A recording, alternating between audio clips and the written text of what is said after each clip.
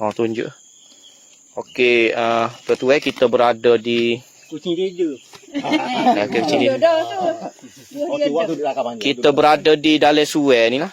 Ni antara buah dia yang pelik juga lah. Kita tengok. Dia panggil Tok Gedu. Agak besar ke? Tak panggil lah.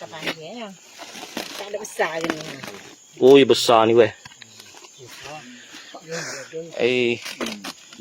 Kita nak Hari tu 5 kilo tak sebutir tak? 5 kilo juti. 5 kilo. Hari pada ni. 5 kilo salah. Isi lagi mana isi? Mok dia siapa? Mego. Mego. Orang. Oh, isi orang. Tok Gedu. You mana spesies motong ke dia? Kalau kira dia cening lah sini. Oh, dia cenih lah ni. Kalau kita mudah cening ya. Dia siapa panggil cening telur.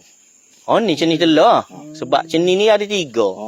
Cenih mah, cenih telur, cenih biasa kita tahu. Ya. Tahu takut ada lagi. Ada hak biasa ada tu, ada tak lu lagi. Oh. Dia tak besar mana. Mana rasa dia tetap pahit. Ada lebih kurang gitu.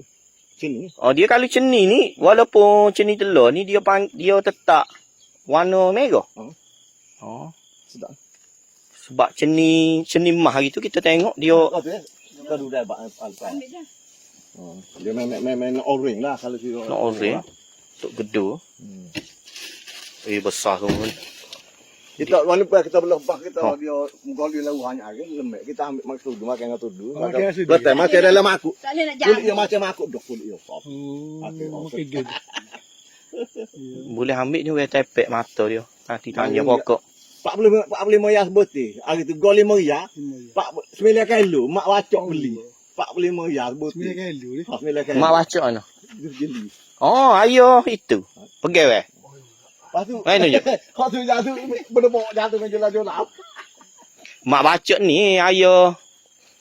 Mak Ami. Jeli tu lah. Beki motor. Jeli bawah tu. Besar molek. Tok Gedu. Ataupun cenih telur lah. Ni cenih telur tu eh. Kita berada di kebun raya ni. Yeyuk ni. Okey, ni kebun raya hak kata tu punya ni kat bawah ni. Ada di bawah sana. Okeylah.